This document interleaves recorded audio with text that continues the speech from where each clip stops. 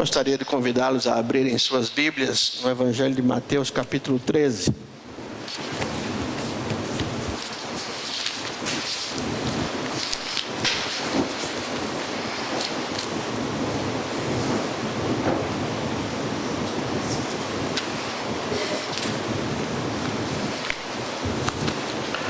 Mateus, capítulo 13.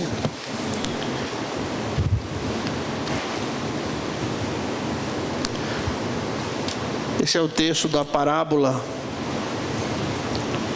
A primeira parábola é a parábola do semeador.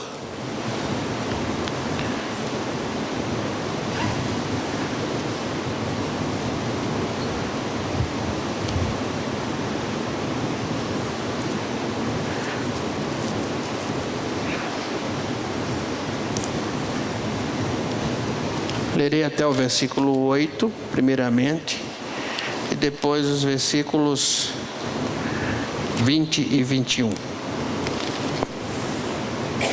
No mesmo dia, tendo Jesus saído de casa, sentou-se à beira do mar, e reuniram-se a ele grandes multidões, de modo que entrou num barco, e se sentou, e todo o povo estava em pé na praia. E falou-lhes muitas coisas por parábola, dizendo: Eis que o semeador saiu a semear. E quando semeava, uma parte da semente caiu à beira do caminho, e vieram as aves e as comeram. E outra parte caiu em lugares pedregosos, onde não havia muita terra, e logo nasceu porque não tinha terra profunda, mas saindo só, queimou-se por não ter raiz e secou-se. A outra caiu entre espinhos, e os espinhos cresceram e a sufocaram. Mas outra caiu em boa terra e dava fruto, um a 100, outro a 60 e outro a 30 por ano, a 30 por um. Versículo 20 diz: as que caíram, o que foi semeado em lugares pedregosos, este é o que ouve a palavra e logo a recebe com alegria. Mas não tem raiz em si mesmo, antes é de pouca duração, e sobrevindo a angústia e a perseguição por causa da palavra, logo se escandaliza. Quero pensar nesta noite sobre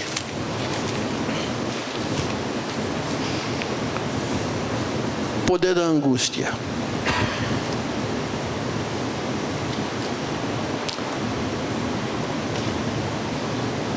Mas entendendo que esse poder que é real está debaixo de um poder maior, que é o poder de Deus em Jesus Cristo. Fernando Pessoa escreve um poema, e leitura de poema ou ler poesia faz parte de um projeto de vida que eu ainda pretendo ter.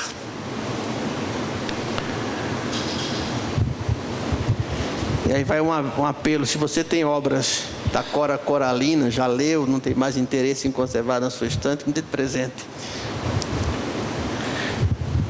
Não precisa comprar novo não, dá usado.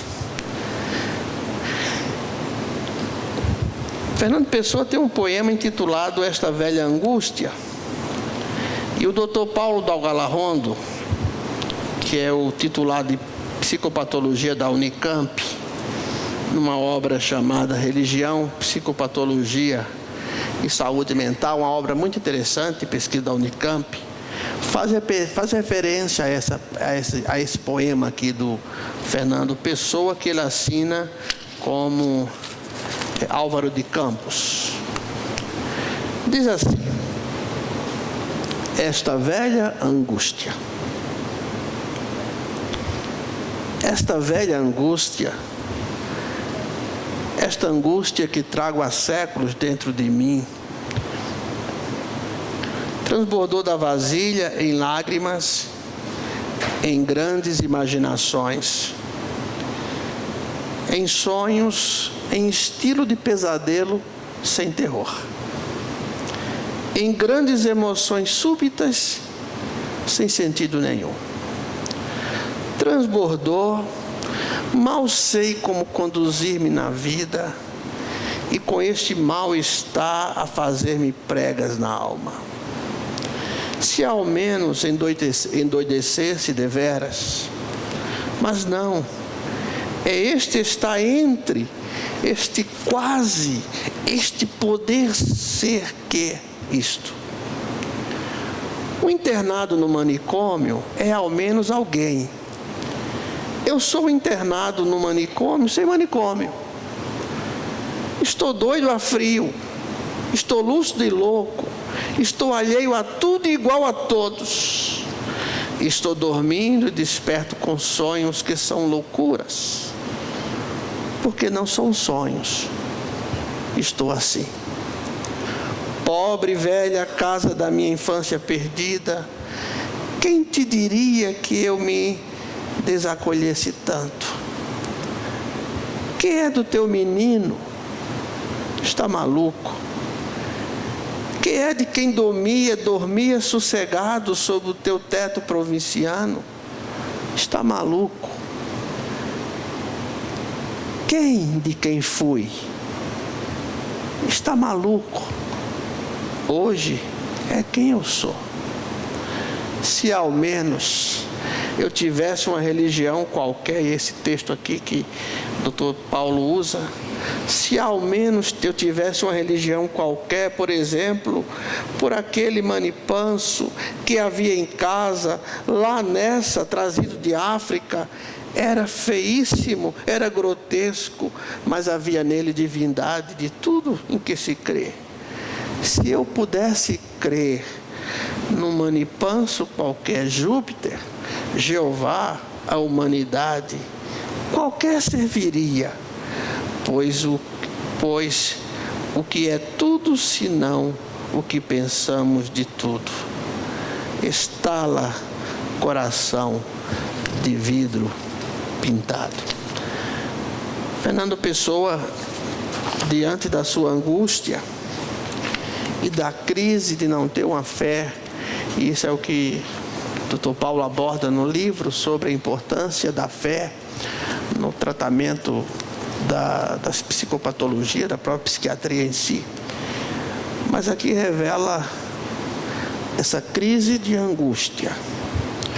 O texto diz que a semente cai em lugar que não tem muita terra, mas há uma profunda alegria em receber a palavra porque está necessitado.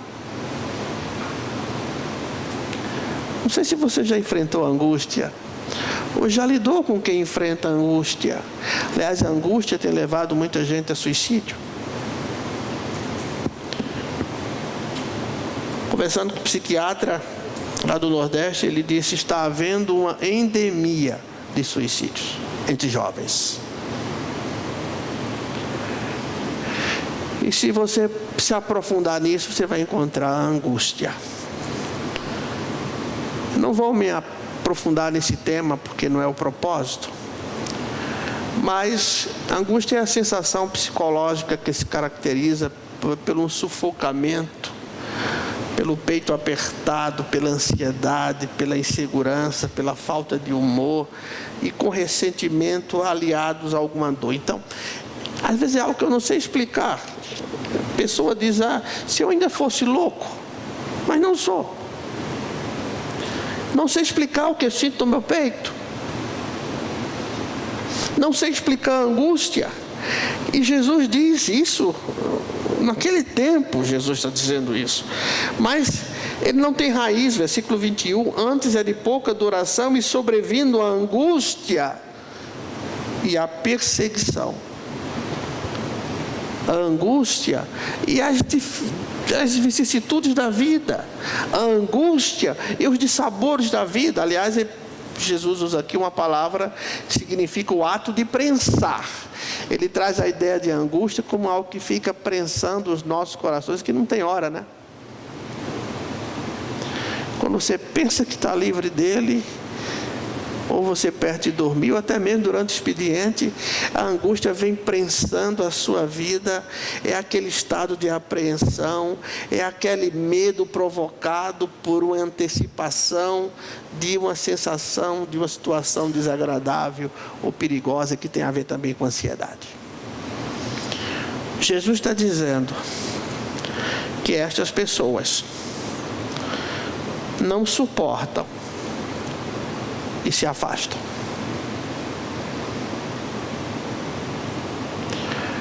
Aliás, o angustiado não se fixa nada. Talvez as suas memórias. O angustiado é incompreendido no nosso meio. Você diz que ele não tem fé. O problema é que ele pode se tornar uma patologia, pode se tornar uma doença, e vem acompanhado de sintomas de tensão, de muita pressão interna ou externa que você sente. E aquilo que era tido como uma reação natural do ser humano, útil para se adaptar à própria vida, passa simplesmente a destruir vidas. Como Jesus era conhecedor da alma humana.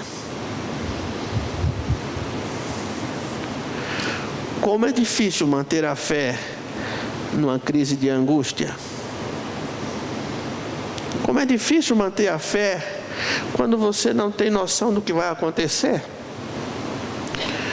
Como é difícil manter a fé quando você fica perturbado, quando você fica apertado, quando você fica sufocado, quando você fica pouco à vontade. O que será o dia seguinte? Isso também acontece com nós os crentes, conosco os crentes. Isso acontece. A ansiedade nos persegue. E não é pela falta de fé.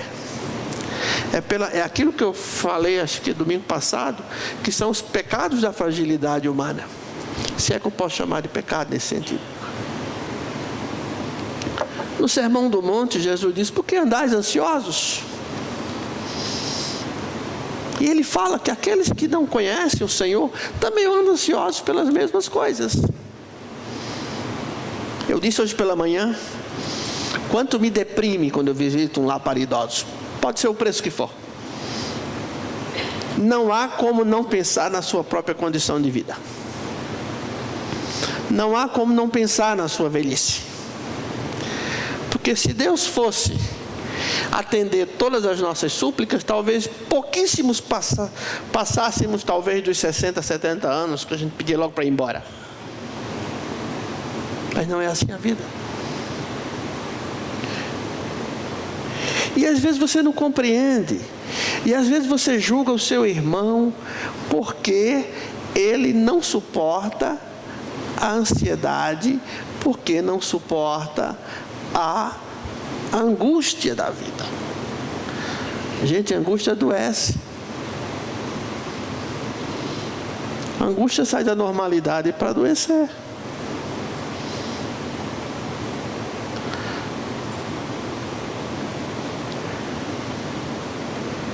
E nessa ocasião veio os amigos de Jó para dizer: olha, deve ser pecado na sua vida, irmão. Você precisa ter fé em Deus. E você tem. Pelo menos a maior parte das pessoas que eu lido, que eu conheço, tem fé. São crentes, são sinceros. Já tiveram tempo de aprofundar suas raízes. Já caminharam com Jesus, mas de repente, por uma dessas vicissitudes da vida, situações adversas da vida, doença, situação financeira, não importa o que, você vai sendo tomado por um sentimento de angústia. E Jesus explica isso. Nós que às vezes não queremos entender. Ele disse: o que foi semeado nos lugares pedregosos, este é o que ouve a palavra e a recebe com alegria, mas não tem raiz em si mesmos. Antes é de pouca duração, e sobrevindo a angústia e a perseguição, a sedução pelo pecado. Ora, alguém se converte, é o primeiro amor, vai cheio de expectativa para Deus, cheio de esperança no Senhor, vai feliz da vida, vê que só é bênção, conta a bênção, irmão, conta a bênção, irmão. De repente, vê uma pancada. E é o que o texto diz, que ele se escandaliza, isto é, ele se deixa seduzir pelo pecado.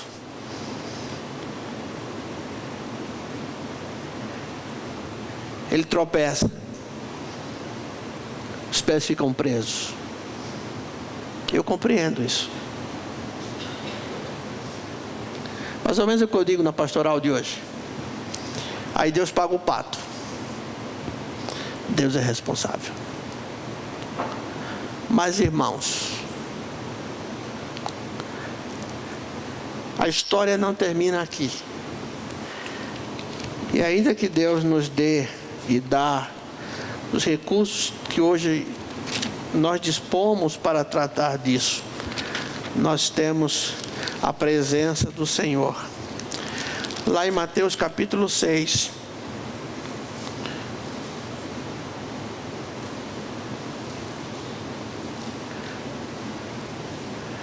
Jesus faz um convite para que possamos olhar para as coisas simples da vida. Verso 25. Por isso vos digo, do capítulo 6 de Mateus: não estejais ansiosos quanto à vossa vida, pelo que haver de comer ou pelo que haver de beber, nem quanto ao vosso corpo, pelo que haver de vestir. Isto numa sociedade que a preocupação era comer, beber e vestir.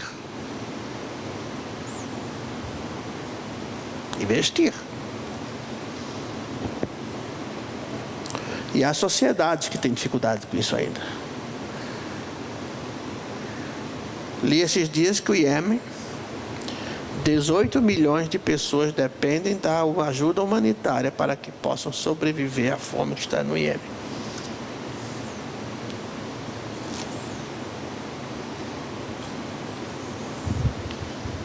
Beber.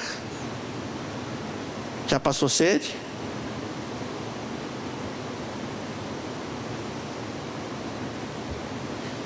Vestir.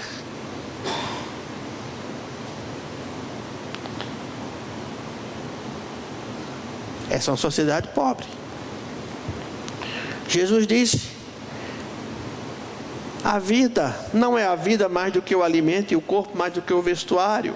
Aí Jesus faz um convite: olhai para as aves do céu, que não semeiam, nem ceifam, nem ajuntam em celeiros, e vosso Pai Celestial as alimenta. Não valeis vós muito mais do que elas? E lá depois Jesus vai dizer: portanto não vos inquieteis, versículo 31, pelo que havemos de comer, o que havemos de beber, com o que havemos de beber, de vestir.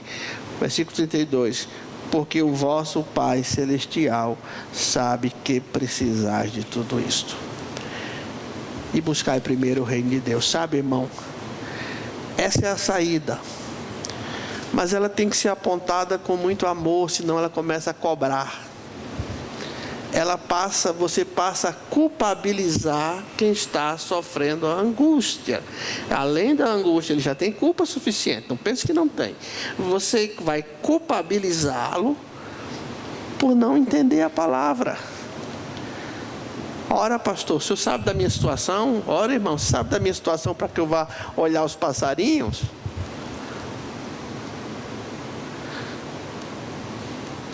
Dependendo da região, nem calango, nem rato.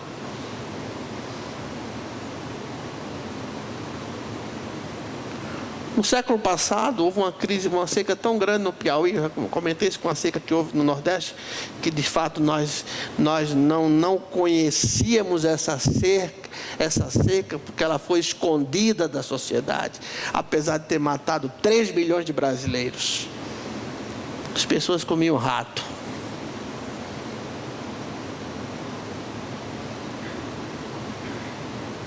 Apesar de rico em proteína, é rato.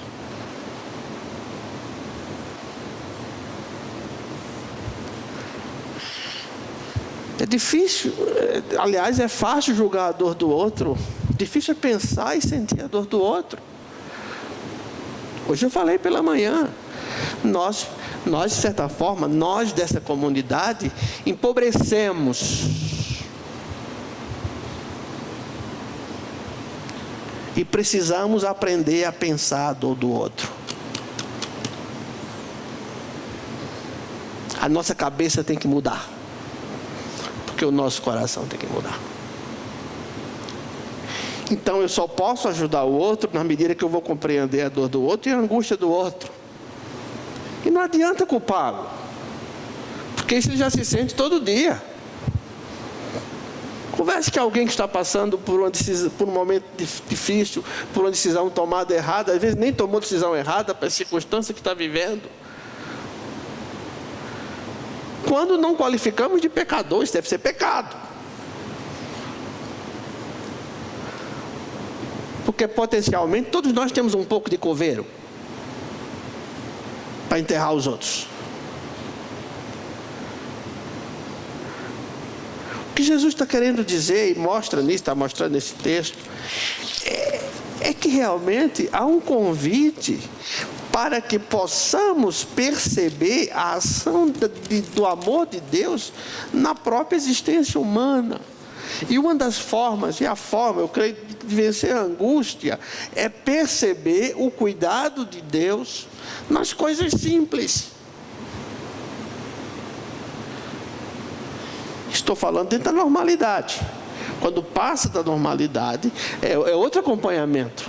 É outra ajuda, não só a ajuda do irmão em Cristo, da irmã, do pastor, de quem de direito, mas também do profissional especializado nisso, porque a angústia mata. Desculpa a referência, mas eu conversava com um psiquiatra sobre um problema de uma provável tentativa do suicídio. Ele dizia: olha, hoje eu atendi 3 no meu consultório por tentativa de suicídio, 3 jovens, numa cidade interior, que não é São Paulo. Desculpa a referência, porque eu sei que está me ouvindo. O que eu quero mostrar é que há uma realidade. Há uma doença chamada angústia. Que Fernando Pessoa diz que transbordou. A ponto de ele não saber se é louco ou se está dentro da normalidade. E como dizia meu professor Meval Rosa, a loucura seria uma bênção se não fosse a realidade.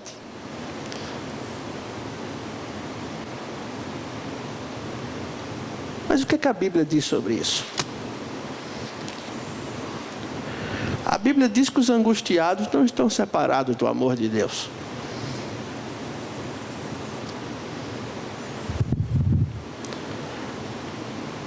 Romanos capítulo 8.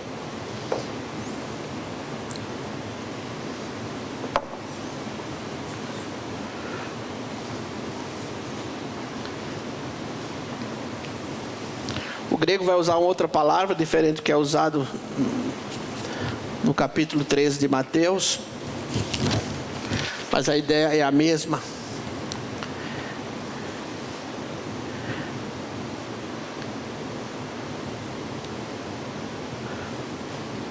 A Bíblia diz, a palavra de Deus declara, que ninguém pode intentar acusação contra os escolhidos de Deus. Que ninguém pode condenar aqueles que estão em Cristo.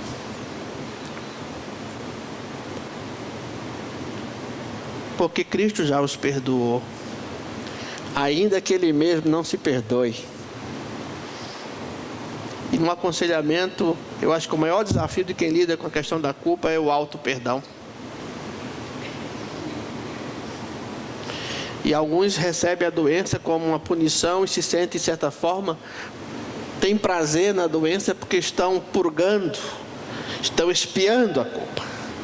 Então, um dos grandes desafios que a gente lida com a questão da culpa é o auto-perdão. Mas a Bíblia também diz que ninguém pode nos separar do amor de Deus que está em Cristo Jesus. E diz: a tribulação, ou a angústia, ou a perseguição, ou a fome, ou a nudez, ou o perigo, ou a espada.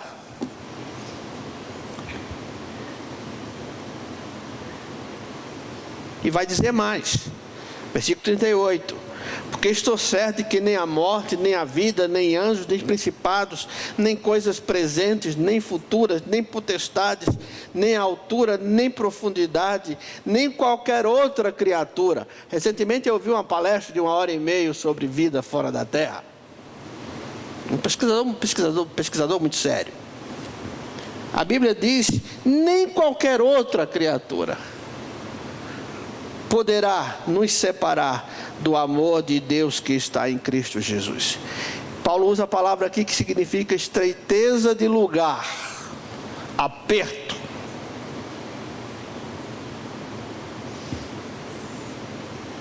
Já ficou no lugar apertado, que dá aquele medo, daquele mal-estar, que você está ali apertado. A palavra que Paulo usa para angústia é isso, ela é estreito. É o lugar terrível, é calamidade. Paulo está dizendo: olha, nem a estreiteza de lugar, nem essa situação estreita que você está passando, nem esse momento terrível que você está passando, nem essa calamidade, a Bíblia não está condenando aqui a pessoa que passa por isso. Observe o texto. A Bíblia não está dizendo que quem passa tribulação é porque é culpado, que quem passa fome é porque é culpado. Às vezes nós queremos justificar a fome e a miséria de alguns povos, é porque não servem a Deus. Maneira muito simplista de analisar as coisas. Mas a Bíblia está dizendo que Deus não condena quem está passando fome, não está condenando quem está passando nudez, quem está passando perigo, espada, perseguição, tribulação, angústia. Mas essas coisas não nos separarão do amor, não podem nos separar do amor de Cristo, do amor de Deus que está em Cristo Jesus. Essa é a mensagem de esperança. Há um poder da angústia? Há. Já passou aquela experiência que você acorda 1h da manhã e diz: ainda falta 4 horas para levantar, ou 6. Aí acorda às 2, acorda às 3, acorda às 4, acorda às 5, às vezes perto do horário das 6. Mas parece que a noite não passa, já passou por isso. Aí diz: o dia vai começar de novo. Aí você volta para casa, já não tem prazer de voltar para casa, não tem prazer de ir para a cama dormir, porque dormir começa a ser um suplício para a sua vida por causa da angústia, por causa da ansiedade. Ora, mas há finitude. O poder de Deus é maior do que a nossa finitude, o amor de Deus é maior do que a nossa finitude. O problema é que nós não somos preparados para lidar com essas coisas, nem ajudar pessoas que passam por isso. Jesus diz que alguns recebem a palavra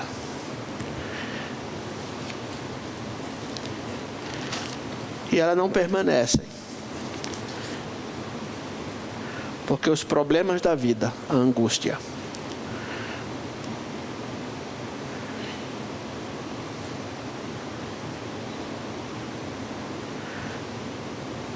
tomam conta. Mas talvez nós sejamos do grupo que já passamos essa fase. As raízes já vão criando as brechinhas. A raiz vai conseguindo um pouquinho de terra entre as fendas das rochas, né? Lá em Pernambuco tem uma serra chamada Serra das Russas, um lugar muito de pedra. O abacaxi de lá é muito doce.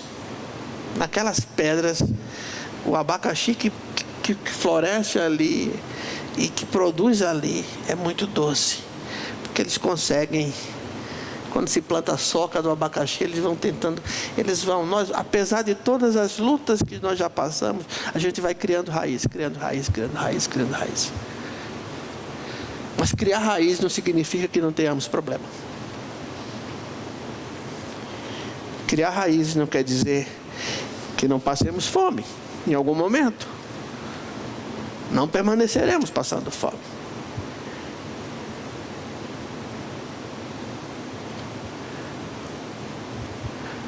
Não enfrentemos algum momento de vulnerabilidade.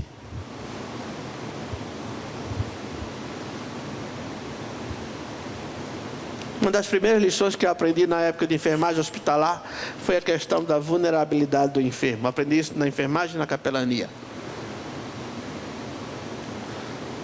Você se torna mais um. Primeiro te dão aquela camisola que é uma beleza para vestir.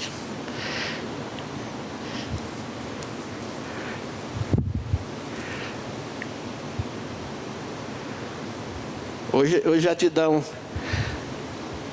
aquela, chamam de cueca, aquela calcinha descartável para você vestir, que antes era pior. Mas você é o que ali? Fica numa mesa de cirurgia exposto. Você é o que ali? Você é mais um. É a vulnerabilidade humana. Mesmo diante dessas coisas, nada disso nos separa do amor de Deus que está em Cristo Jesus. Ainda que você esteja olhando torto para Deus por causa da angústia que você está vivendo, Ele não se separa de você. Ele é teimoso.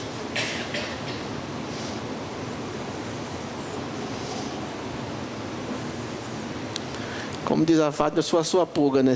Deus é a minha pulga também. Ele não larga meu pé. Deus não nos larga. O mundo pode não compreender, mas sempre haverá alguém que vai compreender. E aproveite o sofrimento que você passou de forma didática para ajudar outras pessoas. Não diga, eu já passei por isso. Então, se você passou por isso, sabe a dor do que é passar por isso. Acolha, abrace. Ainda Paulo diz, eu estou finalizando, em 2 Coríntios capítulo 4.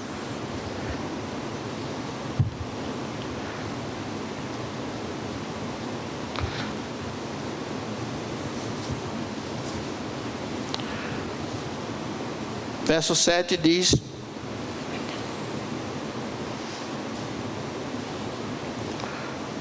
Segundo Coríntios 4. Temos, porém, este tesouro em vasos de barro, para que a excelência do poder seja de Deus e não da nossa parte.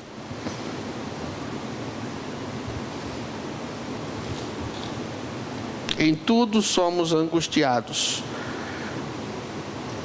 atribulados, mas não angustiados, perplexos, mas não desesperados, perseguidos, mas não desamparados, abatidos, mas não destruídos. Este não é lugar permanente da nossa vida. Não permaneceremos sempre angustiados, sempre desesperados, sempre perseguidos, sempre desamparados, sempre abatidos, mas nunca destruídos. É possível vencer a angústia. Ela é um poder, mas não é autoridade absoluta. O grego separa bem isso na palavra, no termo da autoridade. Existe. Se você entende que você precisa mais do que uma ajuda espiritual, não que a ajuda espiritual não seja suficiente, mas se o Espírito coloca no seu coração que você precisa pedir ajuda, peça, irmão. Não precisa ter vergonha disso. Mas quer dizer que isso vai passar. Não deixe se aprofundar, não deixe se arraigar. Porque a palavra de Deus diz que não estamos separados de Deus porque estamos com problemas.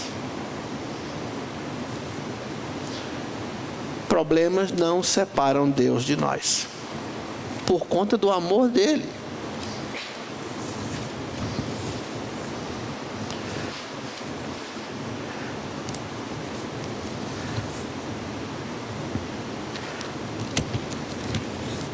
Se você está angustiado, se você não vê futuro na sua vida, se você percebe que isso está modificando sua vida, seu comportamento, seus relacionamentos, busque a Deus em primeiro lugar. Busque primeiro o reino de Deus. E as outras coisas serão acrescentadas e providenciadas por Deus. Eu creio isso. Até um médico, se você precisar ir, é providência de Deus.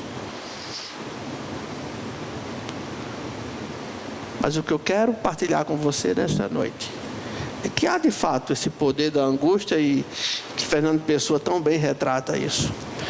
A angústia tem enlouquecido muita gente. A angústia tem estragado a vida das pessoas, o vício das pessoas.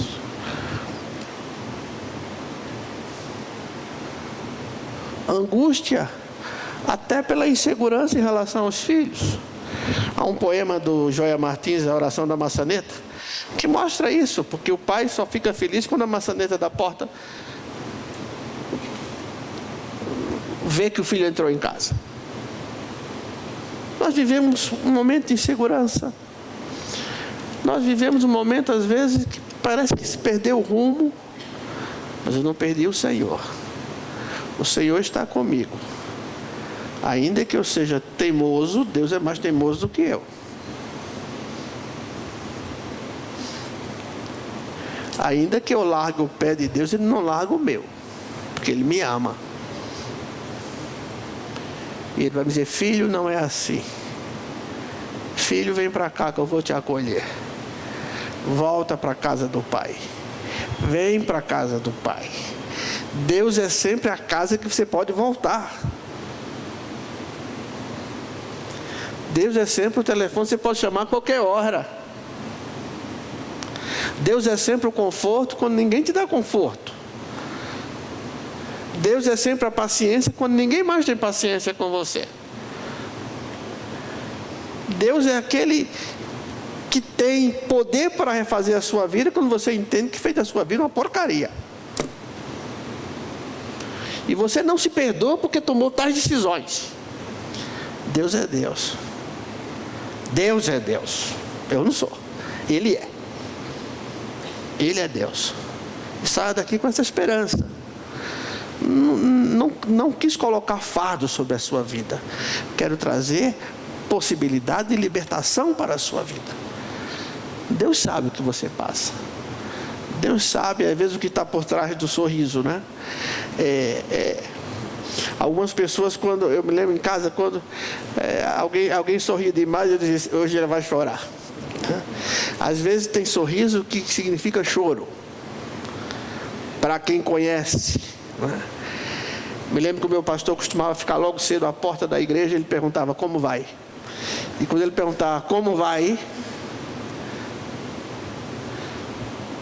ele sabia a resposta. Que Deus nos traz isso ao coração. Destruídos não, tá. Abatidos em algum momento, angustiado, perplexo, mas destruído não. Porque eu sou de Jesus, aleluia.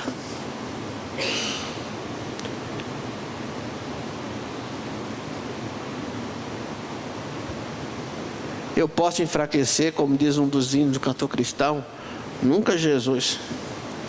Eu posso empobrecer, nunca Jesus. Por isso eu confio nisso.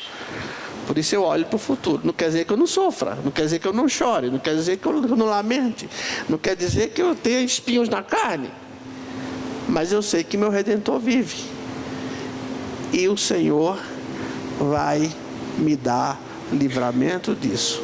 E isso vai ser experiência para que você possa usá-la para ajudar outras pessoas.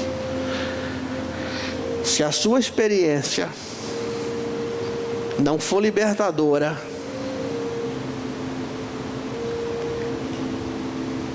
entra no que Paulo Freire falava em educação: o oprimido se torna opressor. Mas quando uma experiência de sofrimento nos faz entender a nossa finitude, nós passamos a olhar o próximo com mais humanidade, com menos exigências, com mais carinho, com mais amor, porque Ele é Deus. Mas pastor, aquela é uma pessoa do assunto só. Eu sei disso, ela sabe também, mas é o momento dela, é o sofrimento dela. Que o Senhor nos ajude nisso. Vamos cantar?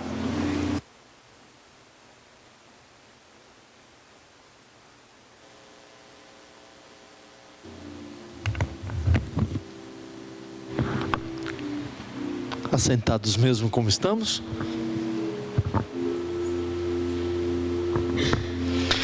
Sem Cristo eu nada seria.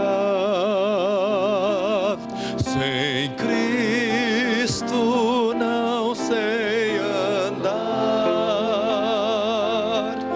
Sem Cristo eu vagaria, qual barquinho no imenso mar. Cristo, só Cristo, queres hoje aceitar este amigo sem par. Só Cristo, só Cristo, sem Ele não há salvação. Fiquemos em pé. Nós vamos repetir a primeira estrofe. Eu quero fazer um convite. Primeiro, se você nessa noite quer entregar seu coração a Jesus, reconhece o momento de vida que está passando e diz: olha, pastor, eu quero confiar minha vida a Jesus, eu quero receber Jesus como meu Salvador. Eu quero pedir que o Senhor me ajude a mudar de vida, que Ele faça algo na minha vida, porque a minha vida não está servindo para muita coisa. Se você se sente assim, eu queria convidá-lo para que você recebesse Jesus como seu Salvador. Não estou dizendo que seus problemas vão ser resolvidos amanhã. Estou dizendo que Ele sim vai construir uma nova vida com você. Ou talvez você já é crente em Jesus e está passando esse momento difícil. Eu estava, enquanto cantava esse hino, eu estava lembrando uma vez, eu vinha da cidade que a Fátima morava quando solteira, Paracaju.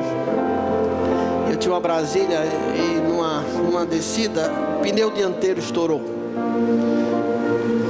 E o carro ia desgovernando. A vida parece que às vezes fica assim, né? Desgovernada. Jesus pode. Não é você, porque se ele vai frear, ele pode até capotar, né? É Jesus que vai dar rumo a isso. Então, se você é crente em Jesus, está sentindo assim: olha, pastor, eu estou passando tal momento, ora por mim. Não tem constrangimento, porque aqui ninguém é melhor do que ninguém, gente. Não é? Alguns endereços em São Paulo já mostram isso, né? Araçá, da Paz, Morumbi, mostra tudo o nosso endereço terreno, né? Mas se você sente isso no seu coração, nós vamos cantar esses dois hinos. E é muito importante que você observe para orar por essa pessoa, que o seu coração se encha de compaixão por essa pessoa. É o teu próximo, né? E compaixão no sentido bíblico é aquele sentimento que vem das entranhas, vem de dentro. Isso é muito sério. Então, se você sente isso, se você quer entregar a sua vida a Jesus, está passando esse momento difícil, eu quero orar com você esse momento, pedindo a Deus que possa orientar. Somente isso. Cantemos a primeira e a segunda estrofe. Estamos concluindo. Sem Cristo eu nada seria. Sem Cristo não sei andar. Sem Cristo eu vagaria. Qual barquinho no imenso mar.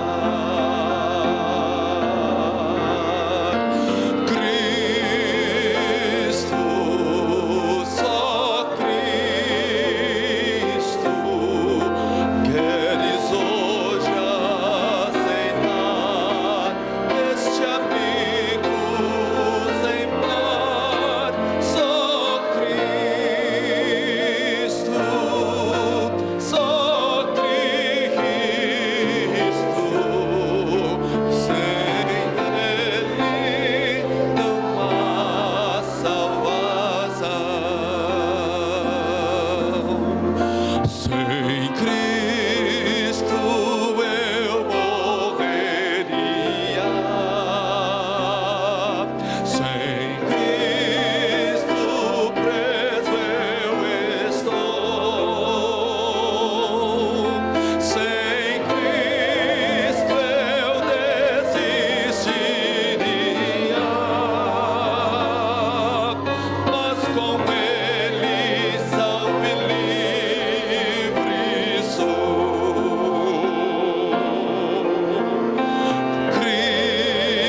Cristo, só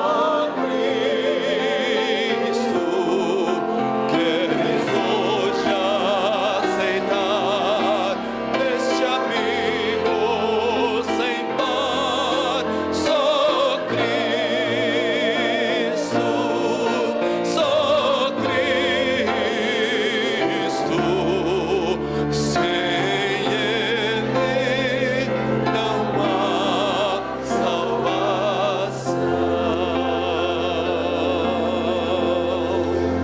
Pai, estamos aqui em nome de Jesus. Estamos somente para te dizer, Senhor, que a carga está pesada. Tu conheces as dificuldades, tu conheces a ansiedade, a angústia, o sofrimento, as lutas, a vontade de desistir de cada um aqui à frente. Nós estamos dizendo a Ti, Senhor, que precisamos da Tua ajuda. Precisamos do Teu colo, precisamos do Teu amparo, precisamos da Tua presença. Pai, para alguns está pesado demais, Tu sabe. Outros são mais fortes, mas mesmo assim estão dizendo que estão necessitados de Ti. São Teus filhos. Outros estão se achegando, estão buscando. Sei que a vida não é fácil para eles, Pai. Tu conheces o deitar e o levantar de cada um deles. Tu sabes, Senhor. Tu sabes.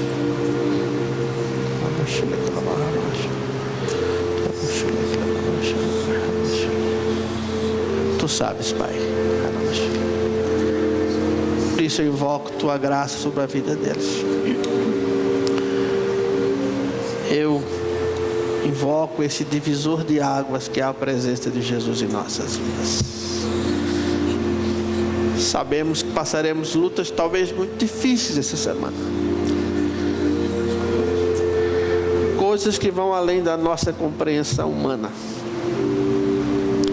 que não entenderemos nesse momento. Mas nós queremos declarar que confiamos em Ti. Por isso, abençoa este povo que aqui está, Senhor. Talvez alguém aqui aceitando Jesus como Salvador, Tu sabes. Outros dizendo da sua própria limitação, de seus medos. Consola-os, Pai. Eu oro, sempre na condição de pastor menor desse rebanho que é Teu, Jesus. ergo a minha mão para abençoar este povo que é teu e o faço em nome de Jesus. Amém, amém. Deus abençoe os irmãos e Deus vai cuidar. Por favor, Carlos, se alguém aceitou Jesus depois, passa os nomes, por favor. Vamos ouvir a bênção, vamos terminar.